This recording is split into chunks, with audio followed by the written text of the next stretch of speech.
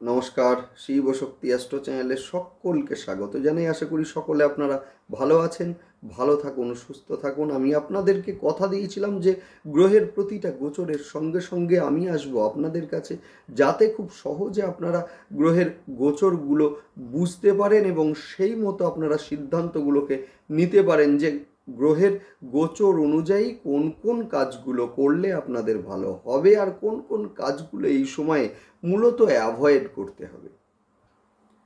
সেই জন্যই কিন্তু মাসিক রাশিফল আলোচনা করার পরও মাসের মাঝখানে বোনাস রাশিফল আলোচনা করার জন্য হাজির হয়েছি।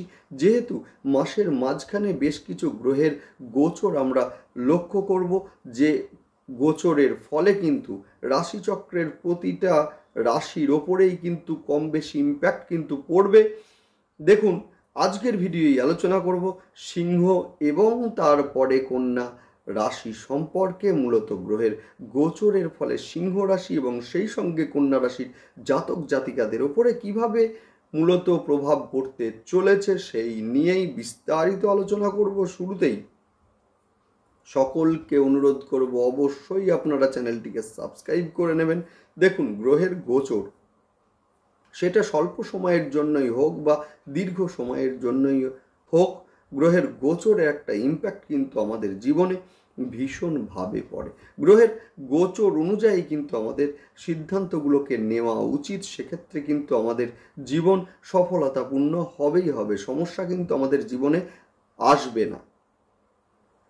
সবচেয়ে বড় যে প্রতিকার সেটি হলো গ্রহের গোচর অনুযায়ী সিদ্ধান্তগুলোকে নেওয়া, আমাদের কর্মপদ্ধতিগুলোকে সাজানো।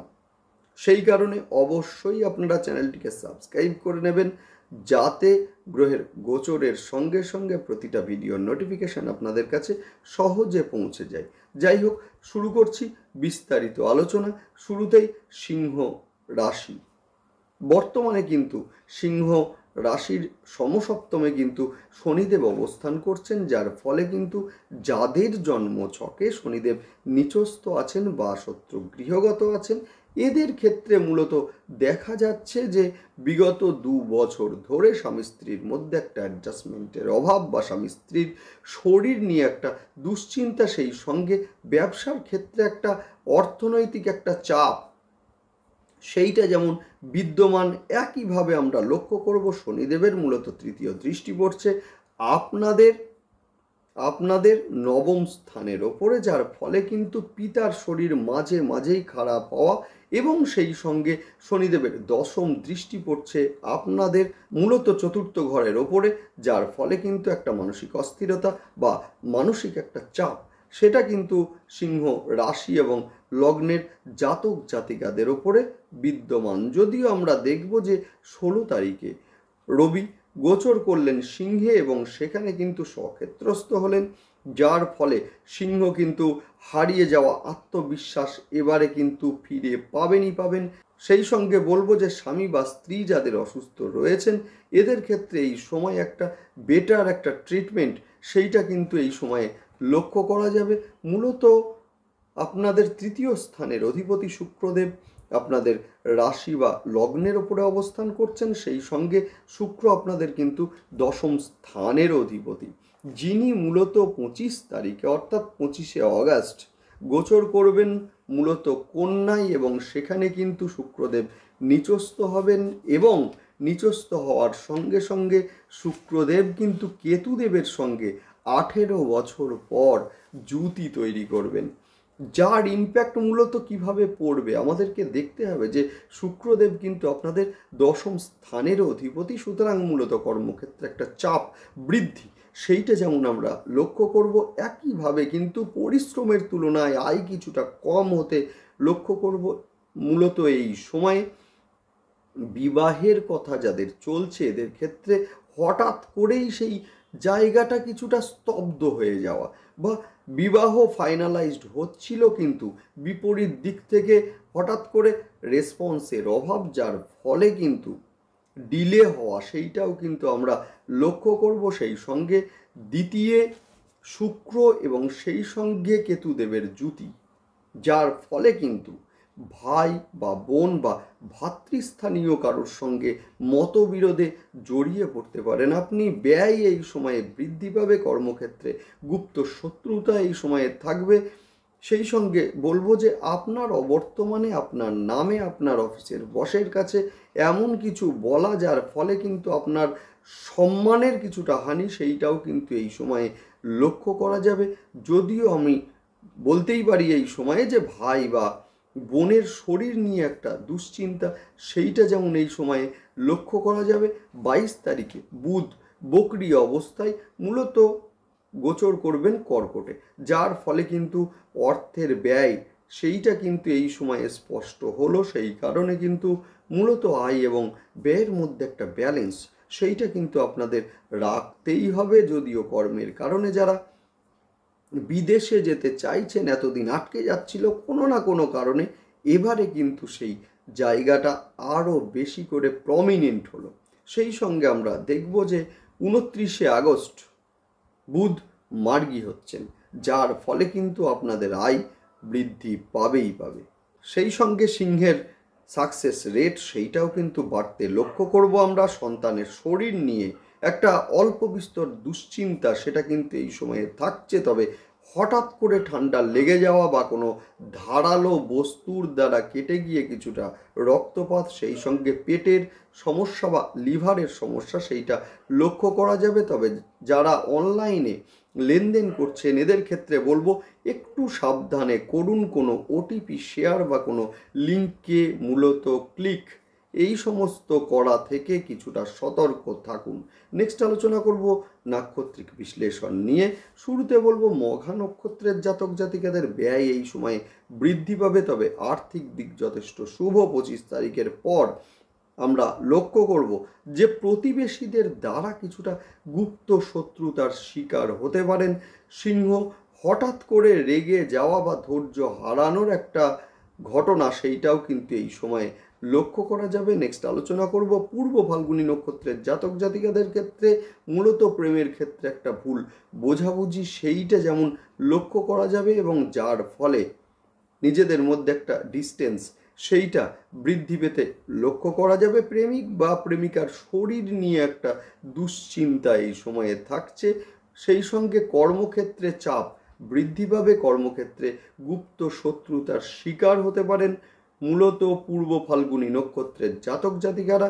নেক্সট আলোচনা করব উত্তর ফাল্গুনী নক্ষত্রের জাতক জাতিকাদের। আত্মবিশ্বাস এই সময়ে মূলত ফিরে আসবে, অর্থের ব্যয় বৃদ্ধি পেতে লক্ষ্য করা যাবে। কর্মের কারণে বিদেশে যারা যেতে চাইছেন এদের ক্ষেত্রে সময়টা যথেষ্ট শুভ।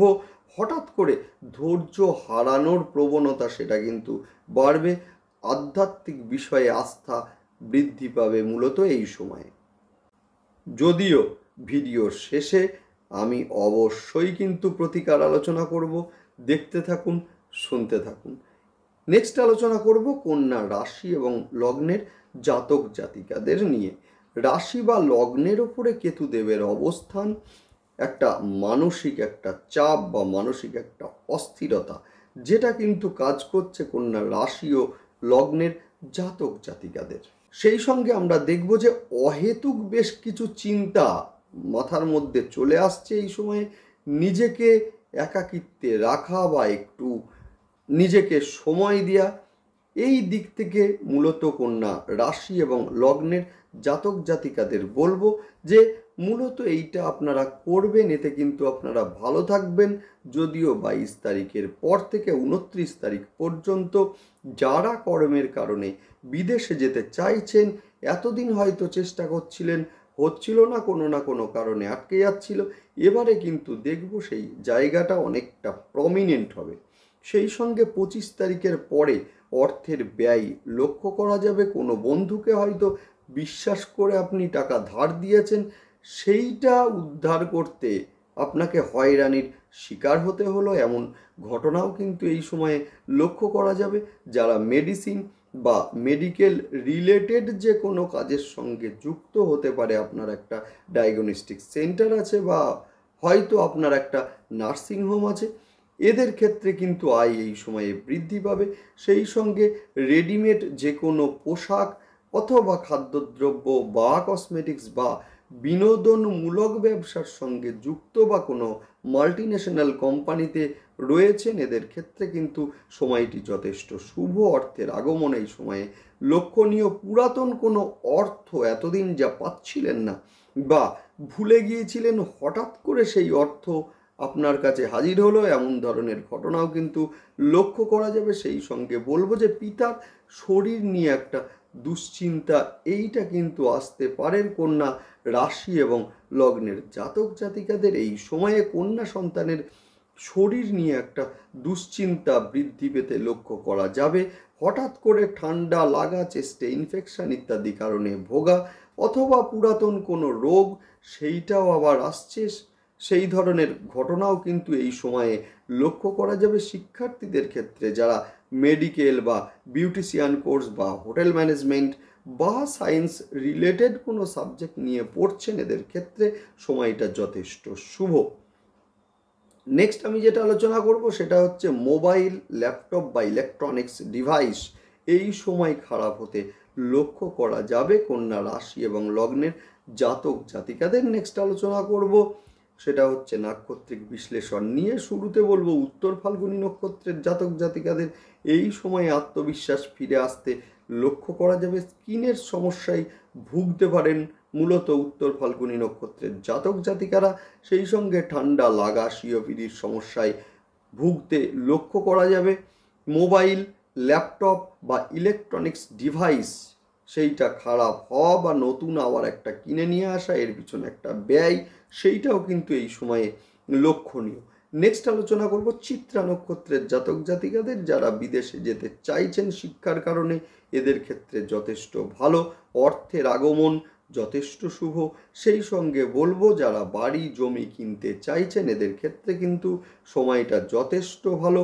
মায়ের শরীর নিয়ে একটা দুশ্চিন্তা বৃদ্ধি পেতে পারে এই সময়ে। প্রেমের ক্ষেত্রে কিছুটা ভুল বোঝাবুঝি সেইটা কিন্তু এই সময়ে লক্ষণীয়। নেক্সট আলোচনা করব হস্তা নক্ষত্রের জাতক জাতিকাদের হঠাৎ করে ধৈর্য হারানো বা রেগে যাওয়ার একটা প্রবণতা, সেইটা কিন্তু এই সময়ে লক্ষ্য করা যাবে। ফলে ভুল সিদ্ধান্ত নিয়ে নিতে পারেন মূলত হস্তা নক্ষত্রের জাতক জাতিকারা। আপনার কথাই ভুল বুঝতে পারে পরিবারের কেউ। এই সময়ে অর্থের ব্যয় লক্ষণীয় এবং সেই সঙ্গে বলবো অনলাইন লেনদেন সাবধানে করুন। নেক্সট আলোচনা করব প্রতিকার নিয়ে। জন্মছকে যাদের রবি নিচস্থ আছেন বা শত্রু গৃহগত আছেন, এদের ক্ষেত্রে বলবো আপনারা প্রতিদিন সকালবেলায় উঠে পূর্ব দিকে ঘুরে একটু ঘি আঙুলে করে নিয়ে 3 বার ছিটা দিন এবং বলুন ওম ঘৃণী সূর্যায় নম। দুর্দান্ত রেজাল্ট আপনারা পাবেন। স্নানের পরে সূর্যার্ঘ্য দিন। সেই সঙ্গে মূলত তামার গ্লাসে জল খাওয়ার অভ্যাস করুন। রবি দুর্দান্ত রেজাল্ট আপনাদের দেবেই দেবে। শুক্র যাদের জন্মছকে নিচস্থ আছেন বা শত্রু গৃহগত আছেন, এদের ক্ষেত্রে বলবো যে মূলত ছেঁড়া বা নোংরা পোশাক বর্জন করুন। সেই সঙ্গে একটু পারফিউম ইউজ করুন আপনারা প্রতিদিন, ভালো রেজাল্ট আপনারা অবশ্যই পাবেন। সেই সঙ্গে বলবো মূলত 6মুখী রুদ্রাক্ষ শোধন করে ধারণ করুন, দুর্দান্ত রেজাল্ট আপনারা অবশ্যই পাবেন।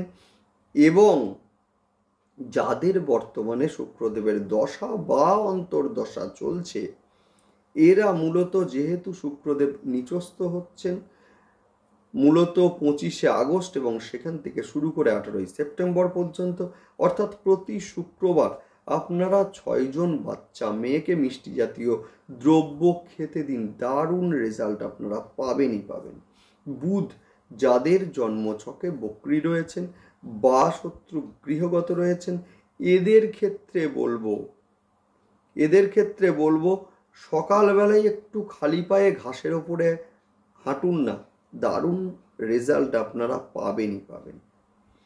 সিংহ রাশির সমসপ্তমে অবস্থান করছেন শনিদেব, এবং সেই সঙ্গে বলবো যে মূলত কন্যা রাশি এবং লগ্নের জাতক জাতিকাদের ক্ষেত্রে সেটা হচ্ছে পঞ্চম এবং ষষ্ঠপতি হচ্ছেন শনিদেব। সুতরাং শনিদেব যাদের জন্মছকে নিচস্থ বা শত্রু গৃহগত আছেন, প্রতি সোমবার এবং শনিবার আপনারা রুদ্রাভিষেক অবশ্যই আপনারা করুন।